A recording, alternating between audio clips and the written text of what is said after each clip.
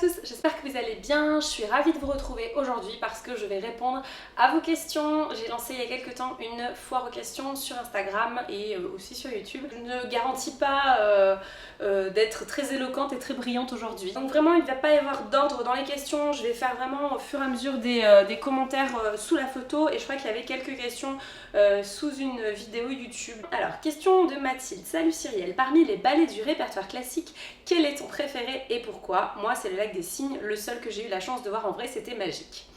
Alors, bah écoute, voilà, je vais pas être hyper originale. Mon ballet préféré, c'est clairement le Lac des Cygnes. Voilà, c'est complètement cliché, c'est complètement bateau. Je ne cherche pas à être originale de toute façon. Alors, il y a plein de ballets que j'adore, des ballets classiques et en particulier aussi des ballets contemporains. Voilà, le Lac des Cygnes, c'est un ballet qui a une très grande résonance en moi. Je pense que c'est le cas de beaucoup de personnes, mais voilà, je peux vraiment me trouver dans cette dualité entre le cygne blanc et le cygne noir. Ça fait vraiment partie de ma personnalité. Donc voilà, je vais un petit peu dire de bêtises, mais bon, je suis Gémeaux et j'ai clairement deux personnalités. Je sais pas si vous arrivez à le sentir à force de regarder mes vidéos, mais voilà, j'ai un côté très joyeux, très lumineux, très enfantin, et j'ai un côté vraiment très sombre aussi et qui est plus tordu, qui est plus torturé. On me l'a souvent dit quand j'étais plus jeune que j'avais un côté très torturé, voilà, notamment parce que je jouais du piano et il y avait un pianiste qui était un petit peu plus âgé que moi, on jouait ensemble et il me disait tout le temps, oh là là, mais quand tu joues c'est tellement torturé. Donc voilà, le Lac des Cygnes ça représente vraiment quelque chose de très important pour moi et puis en plus c'est un ballet magnifique, donc voilà, je fais pas vraiment dans l'original. Sinon en ballet contemporain j'ai adoré Lac, donc des ballets Monte-Carlo. J'ai trouvé que c'était une adaptation moderne du Lac des Cygnes sublime et vraiment très originale, donc je vous le conseille si vous l'avez toujours pas vu. Voilà, maintenant j'adore les ballets de Prejlokaj en général, voilà, j'ai adoré Empty Moves, j'ai adoré Blanche-Neige évidemment, j'adore également Le Sacre du Printemps de Pina Bausch, j'adore les ballets de Pina Bausch.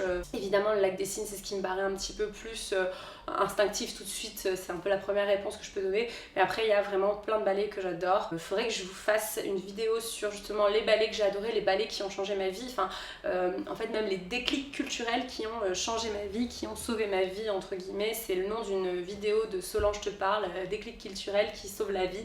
Donc voilà, j'aimerais le faire aussi cette vidéo, et pas que sur la danse mais sur tout ce qui est artistique et culturel. Passer à une prochaine question parce que si je mets 2 heures à chaque question on n'est pas sorti. Ensuite, il y a Miss Emma qui me demande: étant enfant, aurais-tu préféré aller à l'Opéra de Paris ou au Conservatoire? As-tu déjà vu Casse-Noisette? Combien as-tu de Juste au corps? Je t'adore, continue comme ça. Vos questions sont vraiment trop mignonnes. Alors, étant enfant, est-ce que je préférais aller à l'Opéra de Paris ou au Conservatoire? Et bien, étant donné que j'habitais à Grenoble quand j'étais enfant et que mes parents m'ont pas du tout poussé vers quelque chose d'artistique, en fait, j'ai pas du tout fait quelque chose en rapport avec l'art dans mes études, même si je pense que si j'avais été un petit peu poussée, je l'aurais fait très volontiers. Pareil pour la musique, j'étais dans une très bonne école de musique, mais on ne m'a pas poussée à faire le conservatoire parce que c'était pas à côté de la maison, que c'était un peu compliqué. Ma mère m'a dit que si on avait habité à Paris, elle m'aurait amené faire les auditions de l'Opéra de Paris, elle m'aurait certainement amené au conservatoire ou faire les auditions de l'Opéra de Paris. Mais comme on n'habitait pas à Paris, c'est vrai que ça paraissait un petit peu inaccessible. Ça se faisait pas trop dans ma famille en fait, les carrières artistiques. Voilà, donc j'ai échappé à tout ça et en même temps je le regrette d'un certain côté parce que je pense que j'aurais pu avoir certaines capacités. C'est ma prof de danse qui me l'a dit et une autre personne que je connais qui elle a passé les auditions de l'Opéra de Paris mais qui n'a pas réussi quand elle était enfant. Elle m'a dit que certainement j'aurais pu les réussir. C'est comme ça, c'est la vie, on ne peut pas revenir en arrière de toute façon. Et sinon, alors je n'ai jamais vu Casse-Noisette en vrai, mais j'aimerais bien le voir. Voilà, c'est vrai que petit à petit je me permets de m'offrir des spectacles. Et ensuite, combien de Juste au corps j'ai? Écoute, alors attends, je vais te dire ça. J'ai un blanc répéto, un bleu ciel de Grishko, un rose pastel de Vicar, j'ai le gris de Ballet Rosa, j'ai un noir de Mirella, j'ai un noir manche longue de Grishko, un bleu velours manche longue de Grishko, blablabla. Écoute, je crois que c'est tout, je crois que j'ai rien oublié. Je crois que j'en ai 7, il me semble. Une question de Andy. Et peux-tu nous dire où est-ce que tu prends tes cours? Parce que vu comment tu en parles, ça a l'air génial et je souhaite reprendre l'année prochaine après 16 ans.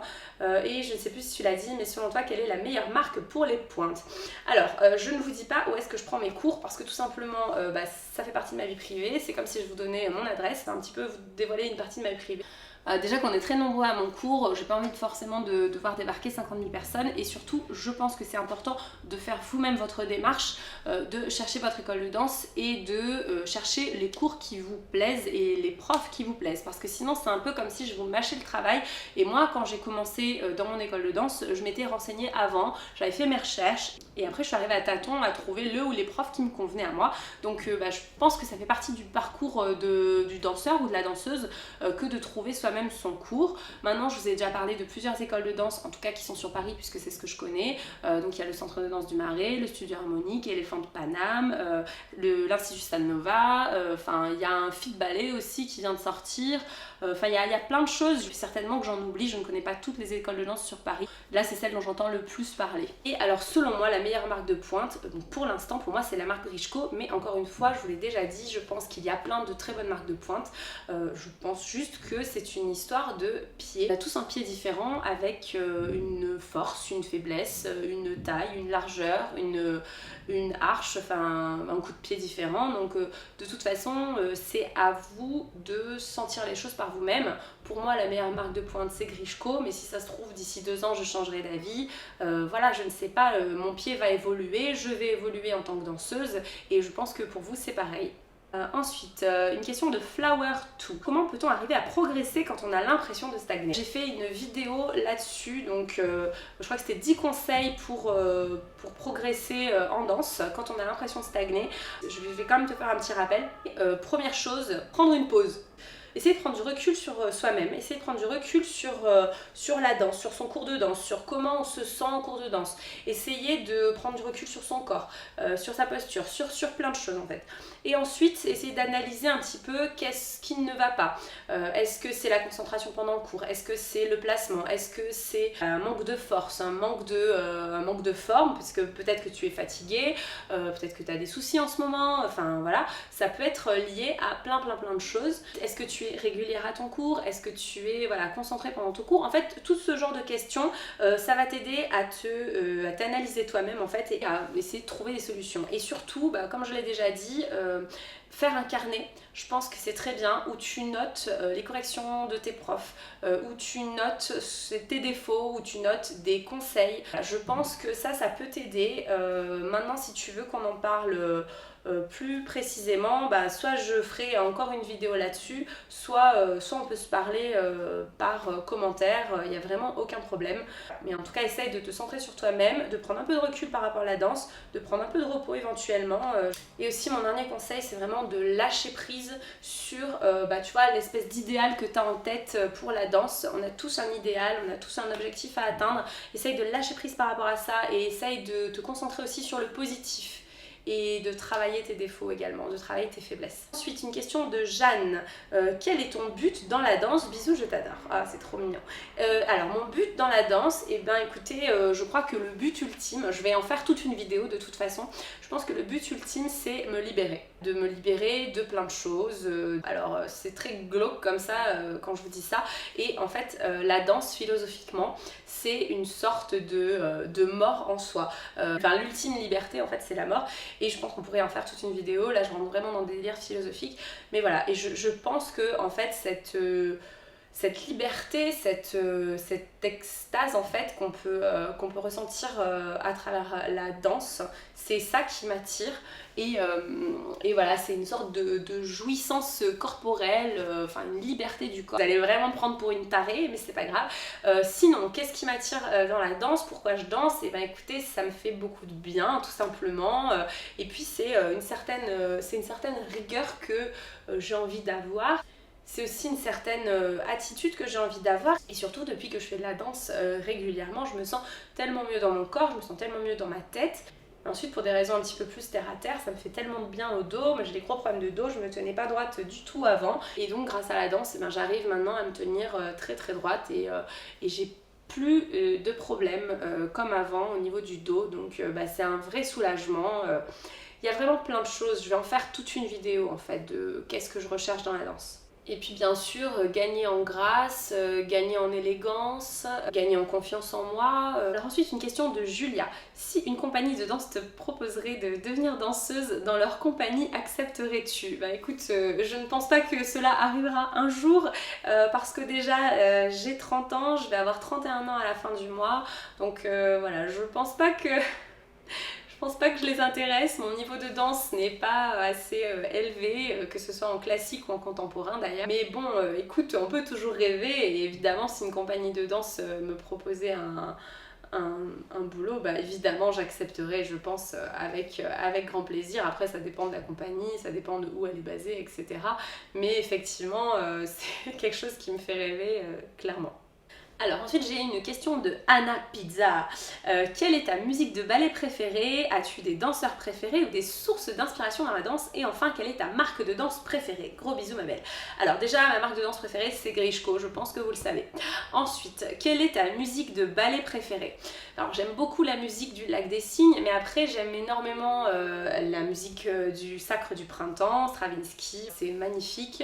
Alors j'adore également la musique de La Belle au Bois dormant, c'est une musique qui me fait tellement de bien quand je l'entends. J'en ai rêvé, je trouve que c'est hyper romantique, enfin ça résonne en moi, c'est la princesse Aurore que j'ai en moi, voilà, elle est comblée par cette musique. On a toute une princesse Aurore qui sommeille, mais après dans les ballets contemporains, voilà, j'aime aussi énormément la musique de Blanche-Neige. Et ensuite, si vous connaissez le ballet Le Parc de Angelin Prège-Locage, j'aime énormément la musique du Pas de Deux, donc c'est un concerto pour piano de Mozart. Ça me résonne beaucoup de choses en moi, surtout Mozart, donc voilà.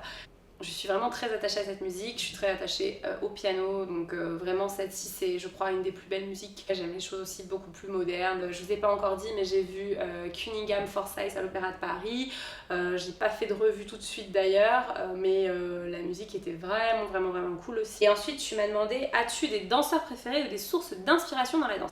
Les danseurs préférés, je vais vous faire une vidéo sur les danseurs et danseuses que j'affectionne particulièrement. Alors bien sûr je ne connais pas tous les danseurs et toutes les danseuses du monde entier. Moi je suis très inspirée par Joy Womack. C'est une américaine qui est au Kremlin Ballet en Russie, donc j'en ai déjà parlé. Elle a fait l'école du Bolchoï, enfin voilà, c'est une tuerie cette nana. J'adore sa manière de danser, j'adore sa personnalité, c'est une battante et en même temps elle a des faiblesses. Je trouve que voilà, justement elle se sert de ses faiblesses pour s'exprimer artistiquement et en même temps quand elle danse elle est tellement forte, tellement technique, enfin vraiment j'ai beaucoup d'admiration pour cette danseuse. Et voilà, j'adore Aurélie Dupont. Aurélie Dupont c'était vraiment la danseuse qui m'inspirait le plus parce que j'aime énormément son corps, j'aime énormément sa manière de bouger, j'adore sa morphologie. Au niveau de la morphologie, il y a quelque chose que j'aime beaucoup chez elle. Ensuite, Marie-Agnès Gillot, alors elle n'a pas du tout une morphologie que j'aime voilà, en tant que femme d'un point de vue esthétique, mais j'adore son corps parce qu'elle représente une certaine puissance et quand elle danse, ça m'inspire énormément cette puissance, cette force qu'elle a. Je trouve que c'est une femme exceptionnelle en plus, je pense qu'elle a un sacré caractère et une sacrée sensibilité en même temps. Donc c'est ces choses-là que j'aime le plus chez les danseuses en particulier. Et puis des sources d'inspiration, alors évidemment, Angelin Prège-Locage, il m'inspire énormément dans sa manière d'être. C'est même pas tellement la recherche des chorégraphies, encore que je le trouve quand même doué, même si voilà, il est quand même très connu et très populaire dans un certain sens. Moi j'aime beaucoup sa manière de penser à Angelin Prège-Locage. Et sinon, Pina Bausch, écoutez, voilà. Je pense que Pina Bausch c'est une de mes grandes sources d'inspiration. Après il y a plein de choses, je pourrais vous en parler pendant des heures, mais petit à petit je vous ferai des vidéos justement sur mes sources d'inspiration artistiques, etc. Ensuite une question de Maëva. Quel est le rôle que tu aimerais le plus jouer? La Reine des Cygnes. Bah oui, évidemment. Odile et Odette. Sinon, La Belle au Bois dormant, sinon Blanche-Neige. Question de Déotile. Si ton enfant veut faire de la danse à l'Opéra de Paris, l'encourages-tu malgré les difficultés? Tu ne souhaites pas un métier plus stable pour tes enfants? Alors, effectivement, c'est une question que je me poserai certainement le jour où j'aurai des enfants. Moi, j'ai pas pu faire de carrière artistique. Moi, j'ai été plutôt poussée par mes parents dans une voie un petit peu plus classique. je me suis toujours dit en fait que si j'ai des enfants et qu'ils choisissent une voie, quelle qu'elle soit, je pense que je les encouragerai. Du temps que je pense que ça peut les rendre heureux, du temps que je pense que ça peut les épanouir et du temps qu'ils bossent énormément pour atteindre leurs objectifs. Je pense que c'est la position la plus raisonnable finalement parce que je pense que freiner quelqu'un à faire quelque chose, c'est lui amener des frustrations et je pense que cette personne peut s'en mordre les doigts après, comme moi je m'en suis mordu les doigts il y a quelques années de ça maintenant. Et puis d'une certaine manière je m'en mords toujours les doigts aujourd'hui, donc voilà. Et puis quant à la stabilité des métiers, écoute, aujourd'hui je pense que plus aucun métier n'est stable, ou à part professeur ou voilà, ou dans des bureaux un peu, voilà, des trucs administratifs. On va dire que l'instabilité n'est pas quelque chose qui me fait très peur. Et donc une autre question de Déotile: en associant un chorégraphe, danseur et un compositeur pour faire un ballet, qui choisirais-tu? Tu peux prendre des morts comme des vivants. Désolée si c'est pas trop clair. Alors j'ai vraiment trop ri quand j'ai lu ta question. Ça a fait beaucoup rire mon mec aussi. Je pense que comme chorégraphe danseuse, alors je vais ressusciter Pina Bausch. Voilà. Parce qu'elle nous manque, Pina Bausch, dans le monde de la danse. Donc je demanderai à Pina Bausch de créer une chorégraphie, mais pas quelque chose de théâtral comme elle avait l'habitude de faire, mais vraiment de rester strictement dans la danse, parce que elle, c'est la danse-théâtre, même si au début c'était plus dans la danse-danse. Et je demanderai à Jeff Mills de composer la musique. Voilà, et ça serait vraiment un de mes rêves. Ça ferait un mélange super top, je pense. Et c'est tellement dommage que ça n'ait pas déjà été fait. Voilà. Et puis tant qu'à faire, je peux ressusciter Chopin aussi, ça ira très bien. Et puis John Lennon, et puis Jim Morrison aussi, voilà. Voilà, c'est tout pour la FAQ. Je crois que la vidéo a duré plus d'1 heure, donc c'est un truc de malade. Je vais certainement diviser cette vidéo en 2 parties. Là, ça sera certainement plus facile pour vous à regarder, ça sera certainement plus agréable. Et si vous avez d'autres questions, n'hésitez pas à les poser en commentaire. J'espère que cette vidéo vous a plu. N'hésitez pas à mettre un pouce vers le haut si c'est le cas, à vous abonner à la chaîne si ça n'est toujours pas fait. Je vous remercie d'avoir regardé cette vidéo, je vous embrasse et je vous dis à très bientôt.